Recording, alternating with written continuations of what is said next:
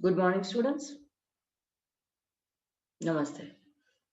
On the behalf of college, I am Ami Sangvi warmly welcomes all of you.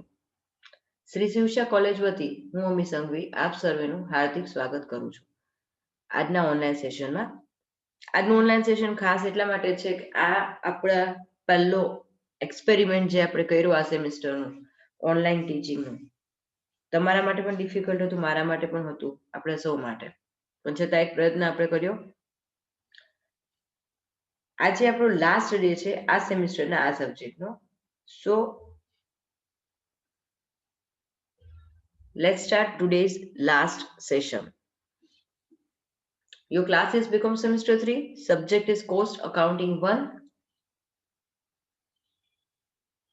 As a reference book, we are using BA Shah Prakashan's textbook.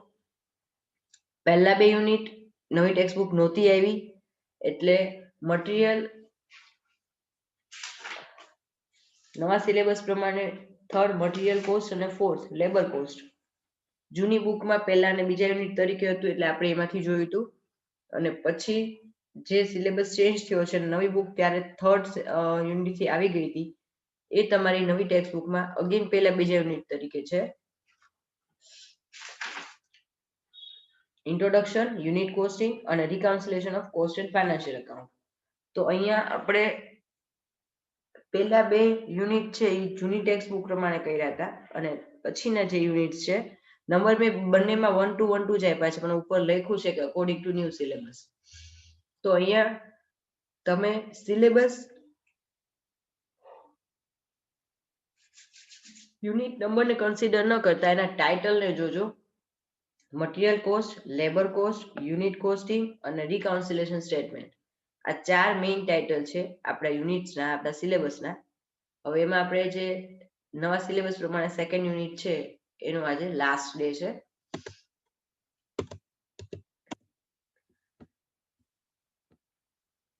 Syllabus copy, material cost મેં તમને કીધું એ પ્રમાણે સૌથી પહેલા શરૂઆત આપણે આપણા સેશનની material કોસ્ટથી કરી હતી, ફોર્મ્યુલા બેઝ ચેપ્ટર. ત્યારબાદ આપણે સેકન્ડ લીધું હતું લેબર કોસ્ટ. આ બંને યુનિટની જે સમ છે એ આપણે જૂની ટેક્સ્ટ બુક પ્રમાણે ગણ્યા હતા અને પછી સ્ટાર્ટ કર્યું, નવી ટેક્સ્ટ બુક આવી ગઈ એમાં યુનિટ 1 યુનિટ કોસ્ટિંગ અને રિકાઉન્સિલેશન એ કર્યું.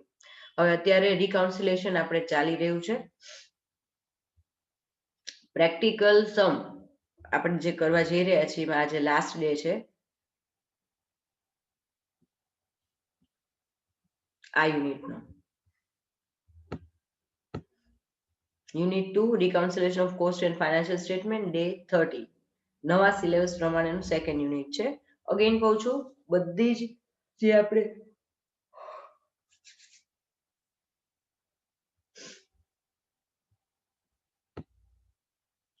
પ્રોફોર્મા ઓફ રિકાઉન્સિલેશન સ્ટેટમેન્ટ,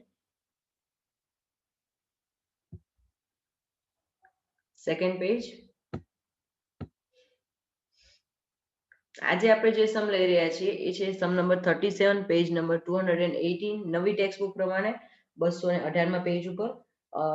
નવું શું છે વેરાયટી? તો આમાં આ સમ આપણે જે લઈ રહ્યા છીએ એની અંદર અહીંયા આપણી પાસે બે પ્રોડક્ટ આપણને આપવામાં આવેલી છે.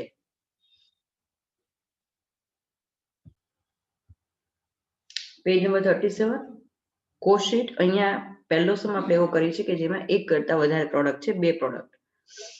એની કોસ્ટ શીટ બનાવશું, એનું પીએનએલ બનાવશું અને ત્યારબાદ એનું રિકાઉન્સિલેશન સ્ટેટમેન્ટ. આવા લગભગ 2 થી 3 સમ જ છે ટેક્સ્ટ બુકમાં પણ છતાં હું કરાવું છું, મે બી એક્ઝામમાં પૂછાય જાય. ઓકે, તો સ્ટાર્ટ કરીએ. પહેલા રકમ રિફર કરું છું. આઈ હોપ દરેક પાસે ટેક્સ્ટ બુક હશે જ. A company manufactures 2 types of machine A and B. Details regarding both are given below. Production in unit 250 અને 800. તો સૌથી પહેલા આપણે અહીંયા જ્યારે કોસ્ટ શીટ બનાવી તો થોડીક અલગ બનશે. અત્યાર સુધી આપણે ખાલી પર્ટિક્યુલર અમાઉન્ટ અને પર યુનિટનું જ બનાવતા હતા. હવે આપણી પાસે બે પ્રોડક્ટ છે એટલે આટલા અકાઉન્ટ કોલમ વધશે. તો એ પ્રોડક્ટ મટીરિયલ એ માટે અમાઉન્ટ અને પર યુનિટ, મટીરિયલ બી માટે અમાઉન્ટ અને પર યુનિટ. અને આપણે જ્યારે રિકાઉન્સિલેશન કરશું તો મટીરિયલ વાઇઝ નહીં કરવાનું, ટોટલ પર કરવાનું હશે. એટલે લાસ્ટ એક કોલમ એડ કરવાનો આવશે ટોટલનો. ઓકે, તો પહેલા આ પ્રમાણે આખી શીટ ડ્રો કરી નાખજો. ત્યારબાદ અંદર શું કે છે, પ્રોડક્શન ઇન યુનિટ 250 અને 800. તો અહીંયા આપણે કરી છે એ પ્રમાણે પર યુનિટમાં 250 અને 800 આપણે બ્રેકેટમાં મૂકી દીધા. પછી સેલ્સ ઇન યુનિટ આપી દીધા છે, એ લાસ્ટ આપણે કન્સિડર કરશું. લેબર ચાર્જ પર યુનિટ, મટીરિયલ ચાર્જ પર યુનિટ અને સેલિંગ પ્રાઇસ પર યુનિટ અહીંયા તમને આપી દીધું છે.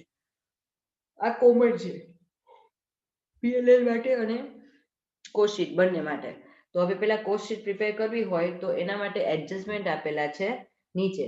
You are required to prepare cost sheet showing total per unit cost and profit based on the percentage of overhead given below. એટલે તમારે કોસ્ટ શીટ પ્રિપેર કરવાની છે, એમાં તમારે પર મટીરિયલ વાઇઝ પણ પર યુનિટ અને અમાઉન્ટ દેખાડવાના છે અને ટોટલ પણ દેખાડવાનું છે, અને એ જ પ્રમાણે મેં અહીંયા શીટ બનાવી છે. ઓકે, સેકન્ડ એડજસ્ટમેન્ટ આપ્યો છે પેજ નંબર 219 પર. Stock valuation in financial account is done on the basis of actual material plus labor plus factory overhead at 50% of labor for both types of machines. Prepared trading and P&L account. Reconciliation statement. હવે અહીંયા બંનેમાં દરેકને ખ્યાલ છે કે direct material અને labour અને material આ બંનેની જે અમાઉન્ટ છે એ આપણે કોમન જ હોય છે, કોસ્ટ શીટમાં જે હોય એ જ P&L માં હોય છે. ઓકે, તો અહીંયા સ્ટાર્ટ કરીએ.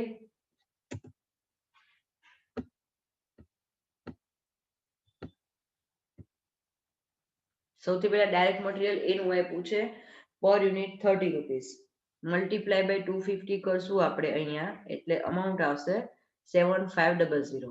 એ જ રીતે બી નું પર યુનિટ આપણને પ્રોવાઈડ કર્યું છે 24000. એની અંદર આપણે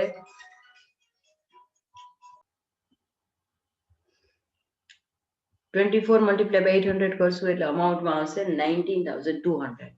સાથે સાથે ટોટલ પણ કરતા જઈએ તો 7500 પ્લસ 19200 બંનેનો ટોટલ થાય છે 26700. હવે આ જ રીતે મટીરિયલ લઈ લઈએ, વેજીસ લઈ લઈએ. ડાયરેક્ટ વેજીસ એના પર યુનિટ આપ્યા છે 80 મલ્ટીપ્લાય બાય 250 કરશું એટલે આપણને મળશે 20000. ત્યારબાદ બી નું જોઈએ તો 60 રૂપીસ આપ્યા છે, મલ્ટીપ્લાય બાય 800 કરીએ એટલે આપણને મળશે 48000. 20000 પ્લસ 48000 એટલે 68000 એ થયું. હવે મટીરિયલ પ્લસ વેજીસ કરીએ એટલે આપણને શું મળે છે, બરાબર, પ્રાઇમ કોસ્ટ. ઓકે, તો હવે અહીંયા દરેકનું એકી સાથે ટોટલ કરી નાખીએ આપણે. તો પ્રાઇમ કોસ્ટ આ રીતે આવશે. કેલ્સી લઈને આ બધી જ વસ્તુ કેલ્ક્યુલેટ કરજો, એવું નહીં કે મેડમે કેલ્ક્યુલેટ કરીને મૂક્યું છે તો આપણે કોપી કરી નાખીએ. એક્સક્યુઝ મી, બેમાં નેક્સ્ટ આવે છે ફેક્ટરી ઓવરહેડ. તો એમાં તમને કીધું છે કે while determining 50% of labour cost અને ઓફિસ એક્સપેન્સ તમારે 33% ઓફ ફેક્ટરી કોસ્ટ કેલ્ક્યુલેટ કરવાના છે. તો અહીંયા ઉપરના પેરેગ્રાફમાં તમને આપ્યું છે determining selling price, it is decided to include factory cost overhead at 50% of labor. એટલે ફેક્ટરી ઓવરહેડ આપણે લેબર ચાર્જીસ જે આપ્યા છે 80 રૂપીસ, આખી લાઈન છે એના દરેકના 50% ગણવાના રહેશે. તો આ 20 છે તો 10 થશે, 80 છે તો 48 છે તો એના 50% એટલે 24000, 60 ના 50% 30 રૂપિયા અને 69000 ના 50% 34000. તો અહીંયા આ રીતે આપણે ડાયરેક્ટ 50% ઓફ વેજીસ કરી નાખ્યું, એકી સાથે મેં મૂક્યું કારણ કે ડાયરેક્ટ લાઈનનું જ કરવાનું છે. હવે પ્રાઇમ કોસ્ટમાં ફેક્ટરી ઓવરહેડ એડ કરીએ એટલે આપણને ફેક્ટરી અથવા વર્ક કોસ્ટ મળે છે. એમાં પણ આ જે કોલમ છે પ્રાઇમ કોસ્ટની એની અંદર ફેક્ટરી ઓવરહેડ કોલમને પ્લસ કરીએ એટલે આપણને અમાઉન્ટ મળી જશે. એટલે મેં એકી સાથે ટોટલ મૂકી દીધા છે. કમ્પ્લીટ. તમે કેલ્સીમાં ખાસ કેલ્ક્યુલેટ કરજો. ત્યારબાદ આવે છે એડમિન ઓવરહેડ. તો એમાં એને કીધું છે 33.33% ઓફ ફેક્ટરી કોસ્ટ. તો અહીંયા આપણી જે ફેક્ટરી કોસ્ટ આવી છે આ આખી લાઈન, ઓકે, આ આખી લાઈન આવી છે એના તમારે 1/3 ડાયરેક્ટ કરી નાખવાના. જ્યારે 33.33% કીધા હોય ને તો જો પર્સન્ટેજ વાઇઝ જોવું હોય ને તો કેલ્સીમાં 6.33 છેક સુધી લેવાનું, જ્યાં સુધી કેલ્સીમાં ડિજિટ આવે ને ત્યાં સુધી. ઓકે, અને નહીં તો 33.33 એટલે શું થઈ જાય, 1/3 ડાયરેક્ટ હિસાબ છે. તો સીધી જે અમાઉન્ટ આપી છે 37500 એના ઇન્ટુ 1/3 કરવાના. અહીંયા 150 ઇન્ટુ 1/3 કરો તો 50 મળે. આ રીતે આખી જે લાઈન છે એના ઇન્ટુ 1/3 એડમિન આવી ગયા. એટલે આપણને મળે છે કોસ્ટ ઓફ પ્રોડક્શન અથવા ઓફિસ કોસ્ટ આપણે એને કહીએ છીએ. તો અહીંયા ઉપરનું જે ફેક્ટરી કોસ્ટ વાળી કોલમ છે આ, એની અંદર આ અમાઉન્ટ આપણે એડ કરશું એટલે આપણને ફાઇનલી કોસ્ટ ઓફ પ્રોડક્શન મળી જશે. કમ્પ્લીટ. હવે આવે છે સેલિંગ. તો સેલિંગ નું આપણને અહીંયા કઈ સ્પેસિફાય કર્યું નથી. ક્લોઝિંગ સ્ટોક ગણવો પડશે પહેલા, સેલિંગ પહેલા. તો ક્લોઝિંગ સ્ટોક તમને કેવી રીતે કરીએ છીએ તો તમે ટેક્સ બુકમાં ધ્યાનથી જોશો તો રકમ આપી છે. પ્રોડક્શન મશીન એના 250 અને સેલ્સ છે 240. એટલે ક્લોઝિંગ સ્ટોક કેટલો થશે? 10 યુનિટ્સ. એટલે અહીંયા ક્લોઝિંગ સ્ટોક કેલ્ક્યુલેટ કરવા માટે એમાં મળ્યા આપણને 10 units. Any cost of production છે 200. તો 10 ઇન્ટુ 200 કરો એટલે 2000 ક્લોઝિંગ સ્ટોક આપણને મળશે. એનો હંમેશા ક્લોઝિંગ સ્ટોક કેલ્ક્યુલેટ કરતી વખતે તમારે રૂપિયા જોવાના હોય, પર યુનિટ જોવાનું હોય નહીં, અમાઉન્ટમાં જ મૂકવાનું હોય. એવી જ રીતે બી નો ક્લોઝિંગ સ્ટોક 80 કેવી રીતે આવ્યો? તો અહીંયા પ્રોડક્શન 800 આપ્યું છે અને સેલ્સ તમને 720 યુનિટ આપ્યું છે. એટલે અહીંયા 800 માઇનસ 720 કરી એટલે 80 યુનિટ આપણને ક્લોઝિંગ સ્ટોક ના મળે છે. ઇન્ટુ અહીંયા આપણને પર યુનિટ કોસ્ટિંગ કેટલું આવ્યું એનું? Cost of production 152. તો 80 ઇન્ટુ 152 કરશું એટલે 12160 આપણને યુનિટ ક્લોઝિંગ સ્ટોકની અમાઉન્ટ મળશે. તો આ રીતે એ બંને અમાઉન્ટ આપણે મૂકી દીધી, 2000 રૂપિયા અને 12160. આ રીતે બંનેનો ટોટલ ક્લોઝિંગ સ્ટોક 14160 લેસ કરશું તો ફાઇનલી આપણને અમાઉન્ટ મળે છે. હવે આમાં સેલ્સની અમાઉન્ટ નથી આપી, સેલ્સ ટેક્સ સેલ્સના એક્સપેન્સીસ નથી આપ્યા, એટલા માટે અહીંયા જે અમાઉન્ટ આવે છે એને આપણે cost of production goods sold કહેવાને બદલે ટોટલ કોસ્ટ કહીશું ફર્સ્ટ ટાઈમ. તો અહીંયા 50,000 માંથી 2000 લેસ થશે એટલે 48,000 થયા. 200 ના 200 થશે. ખાસ યાદ રાખો, હવે અહીંયા ટોટલ કોસ્ટ આપણે 250 યુનિટ લેખે નથી કરવાની. યુનિટ આપણે 240 થઈ જશે અહીંયા, અને અહીંયા યુનિટ થશે 720. એટલે 1,09,440 ડિવાઈડ બાય 800 નહીં કરીએ, ડિવાઈડ બાય હવે આપણે શું કરશું? 720, 720 એટલે આપણને આ મળી જશે. 48,000 પ્લસ 1,09,440 ટોટલ થાય છે 1,57,440. સેલ્સ આપી દીધું છે પર યુનિટ આપણને. Selling price 250 rupees. અહીંયા આપણને સેલિંગ પ્રાઇસ આપી દીધી છે 180 રૂપીસ. તો 250 ઇન્ટુ 240 કરશો આપણે યુનિટ,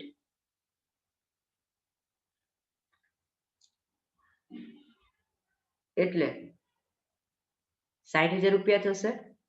અને 180 ઇન્ટુ 720 કરશું, 180 ઇન્ટુ યુનિટ થશે 720 એટલે 1,29,600, 1,29,600 થશે. બંને સેલ્સ અમાઉન્ટનો ટોટલ થશે 1,89,600. હવે સેલ્સ જે બી આપ્યું છે એમાંથી ટોટલ કોસ્ટ એ આપણે લેસ કરીએ એટલે પ્રોફિટ મળશે આપણને 12,000 એ નો અને 20,160 બી નો.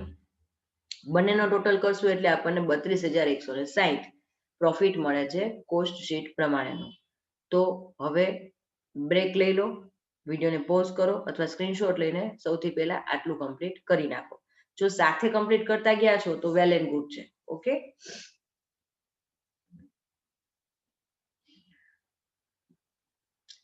હવે આપણે ગણતરી કરીએ પીએનએલ એકાઉન્ટની.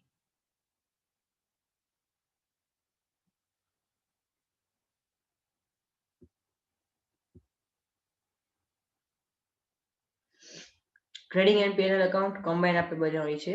સૌથી પહેલા ડાયરેક્ટ મટીરિયલ બંનેનું સેમ જ લેવાનું છે. તો ટોટલની અમાઉન્ટ જે આપણે કેલ્ક્યુલેટ કરી હતી કોસ્ટ શીટમાં એ જ અહીંયા મૂકી દીધા 26,700. લેબરમાં પણ એ જ કરશું, ડાયરેક્ટ વેજીસ અથવા લેબર 68,000 જે કોસ્ટ શીટમાં હતા એ જ અમાઉન્ટ અહીંયા મૂકી દીધી આપણે. ફેક્ટરી ઓવરહેડ તમને ટેક્સ બુકમાં આપી દીધા છે. ફર્સ્ટ પેરેગ્રાફ 219 પેજ પર. Actual factory expense are 18,000 and office expense are 20,000 for the period. Actual expense હંમેશા પીએનએલ માં દર્શાવવાના હોય. પીએનએલ માં કયા દર્શાવ્યા હોય? આપણે જેના બિલ આપણી પાસે હોય, જેના વાઉચર્સ હોય. એટલા માટે ફેક્ટરી ઓવરહેડ તમારે થશે 18,000, જે પીએનએલ માં આપણે દર્શાવશું, ખરેખર થયેલ ખર્ચ. ત્યારબાદ ઓફિસ છે. ઓફિસ અત્યારે કન્સિડર નહીં કરીએ, કારણ કે પેલું સેક્શન છે એ ટ્રેડિંગ ગણાય.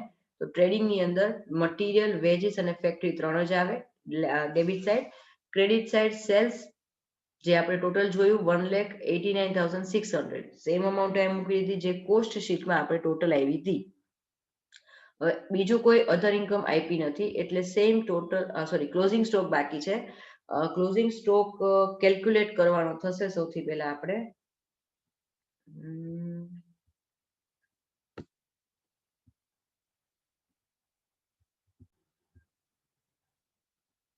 તો ક્લોઝિંગ સ્ટોક કેલ્ક્યુલેટ કરવા માટે છે વર્કિંગ નોટ કરશું આપણે ક્લોઝિંગ સ્ટોકની.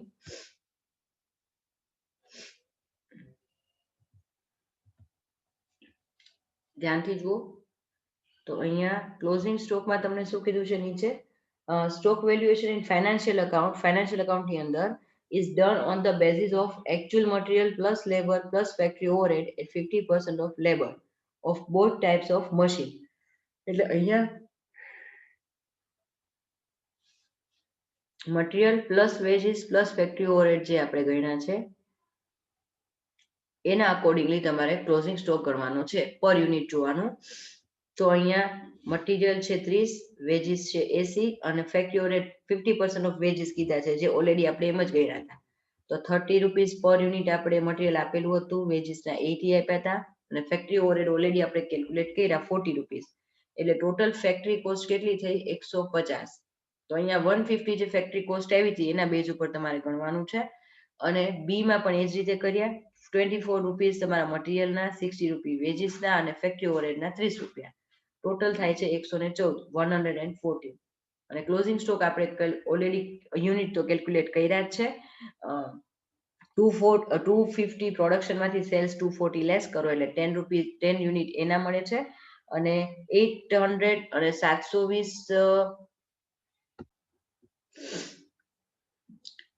તો આ બંનેનો ટોટલ ક્લોઝિંગ સ્ટોક થશે 1500 વત્તા 9 120 કરશું એટલે બંનેનો ટોટલ ક્લોઝિંગ સ્ટોક થાય છે 10 + 620.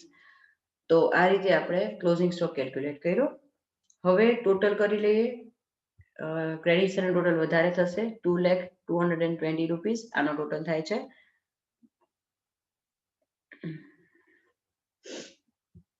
એ રિપીટ કરી નાખશું. અને હવે જે ગેપ આવે એ શું ગણાશે? GP 87,520, 87,520 gross profit. એની આપણે રિવર્સ એન્ટ્રી કરશું અહીંયા.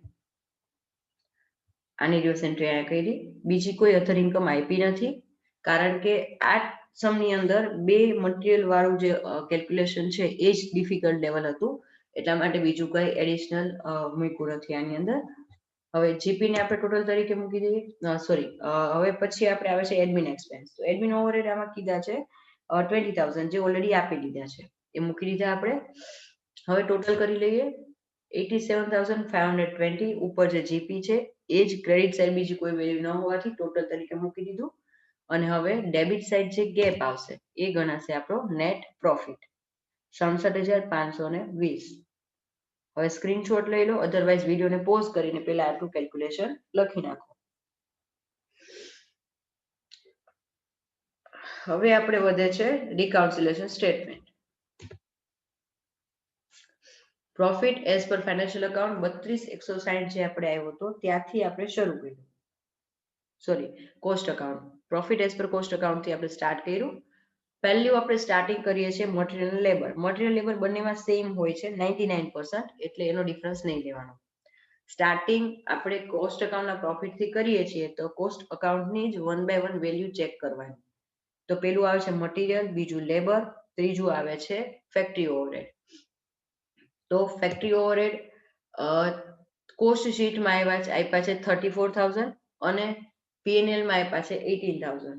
એટલા માટે કોસ્ટમાં જ્યારે વધારે દેખાડો તો એડમાં મૂકવાનું, કોસ્ટમાં એક્સપેન્સ છે એ ઓછો દેખાડ્યો હોય તો લેસમાં મૂકશું. આ નિયમ આપણે ફોલો કરીએ છીએ. તો over recovered factory overhead in cost account 34,000 - 18 કરીએ એટલે 16,000 આપણે એડમાં મૂક્યા. ફેક્ટરી ઓવરહેડ પછી આવશે ઓફિસ ઓવરહેડ. તો ઓવર રિકવર્ડ એડમિન, ઓફિસ અને એડમિનમાં પણ સેમ સિચ્યુએશન છે. કોસ્ટમાં 42,900 છે અને પીએનએલ માં 20,000 છે. તો અહીંયા અગેન આપણે એડ કરશું એનો ડિફરન્સ 22,900.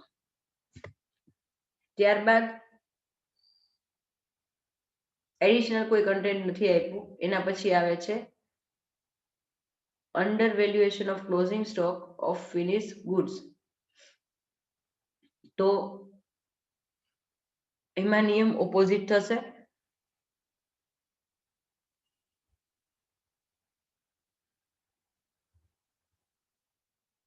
કોસ્ટ શીટની અંદર આપણે તો ઓવર વેલ્યુએશન ગણાશે, અંડર નહીં. પેલા ઓવર લખ્યું તો મેં ચેન્જ કરી નાખ્યું. Over valuation of closing stock in cost sheet. કોસ્ટમાં આપણે દેખાડ્યો છે 14,160, જે વધારે ગણાય એટલે ઓવર શબ્દ આવશે. એક્સપેન્સીસ કરતા ક્લોઝિંગ સ્ટોકમાં રૂલ એનો ઓપોઝિટ ગણાશે, કારણ કે એક્સપેન્સ ડેબિટ સાઇડ હોય અને ક્લોઝિંગ સ્ટોક ક્રેડિટ સાઇડ, એટલે એમાં રૂલ ચેન્જ થઈ જશે. ઓવર હોય તો નીચે લેસમાં અને અંડર હોય તો ઉપર. તો 14,160 આપણે એમાંથી કોસ્ટ શીટની જે અમાઉન્ટ છે એમાંથી પીએનએલ ની 10,620 આપણે લેસ કરશું. નેટ અમાઉન્ટ આવે છે 3,540. હવે કોસ્ટ શીટની તમામ કન્ટેન્ટ પૂરું થઈ ગયું. ઇવન પીએનએલમાં પણ કોઈ જ એડિશનલ એક્સપેન્સીસ કે ઇન્કમ આપી નથી. નહીં તો નેક્સ્ટ સ્ટેપ આપણે શું કરીએ છીએ, ક્લોઝિંગ સ્ટોક પછી આપણે સેલ્સ એક્સપેન્સ જોઈએ છે, સેલિંગ એક્સપેન્સ.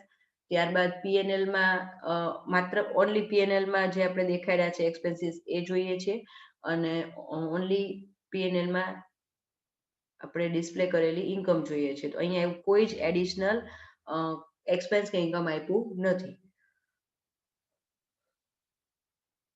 તો અહીંયા લેસ નો ટોટલ 12 જવા દઈએ, -3540. ટેક્સ્ટબુકમાં જનરલી આ રીતે પણ કર્યું હોય છે કે આ જે અમાઉન્ટ છે એમાં પ્લસ કરો એટલે નીચે પ્લસની અમાઉન્ટ આવે અને પછી આ માઇનસ કરો. એ પણ કરી શકાય છે. અધરવાઇઝ ડાયરેક્ટ 32,160 માં આ પ્લસ કરો અને આ માઇનસ કરો, એટલે આપણને ફાઇનલ આન્સર મળે છે profit as per financial account 656754,520. તો આ જે અમાઉન્ટ આવી એ ટેલી થાય છે લાસ્ટ આપણે જે સ્ટેટમેન્ટ બનાવ્યું પીએનએલ. અગેન કહું છું, આ ચેપ્ટર એવું છે કે જેની અંદર તમને સમ કેલ્ક્યુલેટ કરો ત્યારે જ આઈડિયા આવી જશે કે તમારો આન્સર છે એ સાચો છે કે ખોટો. કારણ કે કોસ્ટ શીટના પ્રોફિટ કે લોસ પ્રમાણે આપણે શરૂ કરીએ અને ફાઇનાન્શિયલ અકાઉન્ટના પ્રોફિટ કે લોસ થી જો સમ કમ્પ્લીટ થતો હોય રિકન્સિલિયેશન સ્ટેટમેન્ટ, તો ત્યારે જ ટેલી થઈ જશે. તો સેશન કમ્પ્લીટ કરું છું. ઇવન લાસ્ટ લેક્ચર છે એટલે આપણે કમ્પ્લીટ કરીએ છીએ. કાંઈ પણ એડિશનલ એવું લાગશે તો હું વિડીયો એડિશનલ અપલોડ કરીશ. અધરવાઇઝ આ આપણું લાસ્ટ સેશન. એક્ઝામની પ્રિપેરેશનમાં લાગી જજો. Have a great day. Stay safe, stay at home. All the best to all of you. ખાસ લાસ્ટ લેક્ચર છે એવા સ્ટુડન્ટ્સ કે જે લોકો રેગ્યુલરલી વિડીયો જોયા છે, ઇવન અત્યારે એન ટાઈમે ઘણા લોકો એવા છે કે જે લોકો વિડીયો હવે બેક ટુ બેક જોઈ રહ્યા છે. તો તમામને એક વાત કહેવાની જરૂર છે. આજે અમે આ તમામ ફેકલ્ટીઝ, આખો જે શિવશા સ્ટાફ છે, અમે તમામ ફેકલ્ટી મેમ્બર્સે દિલથી પ્રયત્ન કર્યા છે કે તમારા સુધી અમારું જે કન્ટેન્ટ છે પહોંચે, તમે ઘરે બેઠા મૂંઝાવ નહીં અને કમ્પ્લીટ સ્ટડી કરી શકો. જો તમને અમારી આ મેથડ કે ટેકનિક સમજાણી હોય તો ખાસ અમને રિવ્યુ આપજો. વોટ્સઅપની અંદર ગ્રુપની અંદર મારો નંબર અંદર આપેલો જ છે. ઇવન અમે જે વિડીયો મૂકી છે એના પરથી તમને આઈડિયા આવી જશે. જે નંબર પરથી આ વિડીયોની લિંક મુકાણી હોય એ જે તે ફેકલ્ટીના હોય તો એ ફેકલ્ટીનો નંબર તમે સેવ કરી નાખજો. અને ખાસ કરીને મને મારા જે કંઈ પણ આ વિડીયોઝ આપણે 30 કમ્પ્લીટ કર્યા એનો રિવ્યુ કે મેમ અમે આટલા યુનિટ, સપોઝ યુનિટ છે, યુનિટ કોસ્ટિંગ કે લેબર કોસ્ટ છે કે મટીરિયલ છે કે રિકાઉન્સિલેશન, આ યુનિટના અમે આટલા સમ કમ્પ્લીટ કર્યા છે. અમને સમમાં આ ક્વેરી છે, ક્વેરી હોય તો ક્વેરી સ્પેસિફાય કરજો તો અમને ખ્યાલ આવે, અમે એને રેક્ટિફાય કરી શકીએ. અને જો કમ્પ્લીટ સમજાણું હોય તો મેમ અમને કમ્પ્લીટ સમજાણું છે. આવો એક રિવ્યુ ખાસ દરેક ફેકલ્ટી, ખાસ મને તો ખાસ મારા સબ્જેક્ટનું મારે જોઈએ છે, કારણ કે નેક્સ્ટ સેમિસ્ટરમાં મારે બીજે વિડીયો બનાવવા છે. તો એમાં કાંઈ ચેન્જીસ કરવા હોય તો આઈડિયા મળે. તો તમારા રિવ્યુ ખાસ મારા માટે મહત્વના છે, તો આપશો. સાથે આપણી જે યુટ્યુબ ચેનલ છે શિવશા કોલેજની, એને તમે લાઈક, શેર અને સબસ્ક્રાઇબ જરૂરથી કરજો. અને તમારા જે બીજા ફ્રેન્ડ્સ બીજી કોલેજના હોય તો એ લોકોને પણ કહેજો કે એ લોકો પણ આમાંથી તૈયારી કરી શકે છે. સો જે શિવશા કોલેજના વિદ્યાર્થીઓ છે એ લોકોને પણ બેસ્ટ ઓફ લક. એ સિવાયના જે પ્રિપરેશન અમારા વિડીયોમાંથી કરે છે એ તમામને પણ ઓલ ધ બેસ્ટ.